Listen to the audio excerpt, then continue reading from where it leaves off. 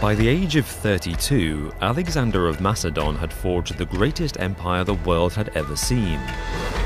He conquered more than 5 million square kilometers, stretching from northern Greece to ancient Egypt, over Persia and across modern Pakistan to the edge of the Himalayas. After over a decade of constant military campaigns, Alexander remained undefeated. He founded 70 cities and was popular with his own soldiers and the people he conquered. Yet in June 323 BC, he suddenly succumbed to mysterious pains, paralysis, and death. Rumors arose that he was poisoned. Modern historians think he died of disease, but cannot determine which one. What or who killed Alexander the Great? Alexander's death was unusual in many ways. He was a remarkably fit man, leading the charge in battle and often recklessly endangering himself, but always coming through. He had withdrawn his army to Babylon, the new center of his empire, and was planning his next military campaigns into Arabia. According to the biographer Plutarch, Alexander feasted for several days, drinking large amounts of wine.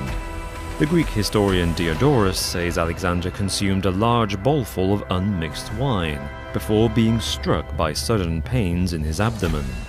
Over the next 12 days, Alexander lost the ability to speak and eventually could not move. In great agony, he slipped into a coma and passed away without an obvious heir.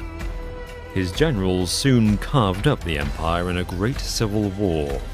The cause of Alexander's death was a mystery even at the time. His symptoms do not suggest it was merely liver failure from too much alcohol. Plutarch says he suffered a fever, and stories of him being poisoned are untrue. Today, most historians agree with Plutarch. They argue the poisons of the time do not match Alexander's symptoms. Strychnine and arsenic do not create the abdominal pain and progressive muscle weakness he experienced. Hemlock causes paralysis and coma before death, but acts far faster than the 12 days Alexander suffered. Henbane induces mania and visual disturbances, but Alexander was lucid in his final days. Cambridge University's Dr. Paul Cartledge therefore favours the idea that Alexander died from malaria, which was common in Babylon.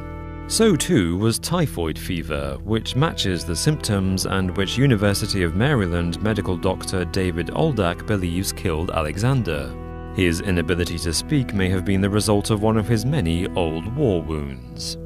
However, Diodorus says Alexander did not suffer a fever, suggesting his symptoms were not from a disease. Alexander's mother claimed he was poisoned. Moreover, recent research has identified the poison that most probably killed him. Toxicologist Dr. Leo Shep from New Zealand's National Poisons Centre says that Alexander's wine was probably laced with white hellebore. This plant was often fermented by the Greeks as a herbal treatment to induce vomiting. It is slow-acting, and all its symptoms match Alexander's, including nausea and muscle weakness.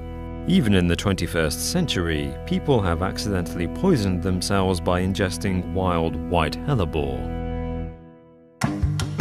If Alexander was poisoned, who murdered him?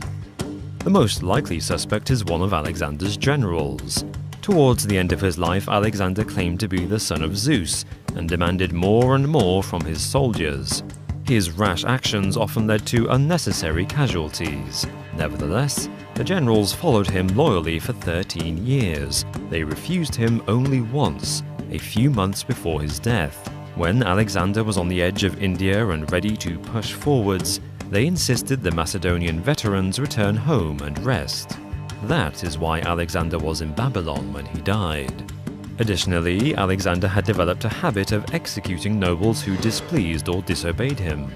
Any one of the generals might have feared for his life as Alexander grew more despotic, and the way they fought over Alexander's empire after his death demonstrates how ambitious and power-hungry they were. Furthermore, assassinating the king was something of a tradition in Macedon. Alexander's own father was murdered in public. Alexander's mother accused Antipater, a Macedonian general. He seems the most likely culprit. Antipater was regent of Macedonia while Alexander went off to conquer the world. Later, after Alexander's death, he would rule the whole empire and his son would become king too. But in 323 BC, Alexander removed Antipater from office and summoned him to Babylon. Other generals summoned to Alexander had been executed, so Antipater may have thought he had a death sentence. His son happened to be the official wine pourer in Alexander's court. It would have been easy to arrange Alexander's fatal toast. Yet in a surprising twist, Antipater may have had help from the man who taught Alexander, the famed philosopher and scientist Aristotle. His close relationship with his former pupil deteriorated badly as they disagreed over Alexander's methods. Alexander even killed the old man's nephew. Alexander the Great's body was placed in an incredible tomb in Alexandria. Unfortunately, his remains have been lost to time. Without them, we cannot scientifically prove or disprove the theory that he was poisoned. Dr. Leo Shep says that even if we had Alexander's bones, traces of the white hellebore poison would probably not be detectable. The mysterious sickness that brought down history's greatest general does not comfortably fit any likely disease or poison. All we can know is that, by the end of his remarkable life, Alexander was loved, feared, and hated by the men who surrounded him. In a culture where kings could be removed by violence, and the empire would still continue.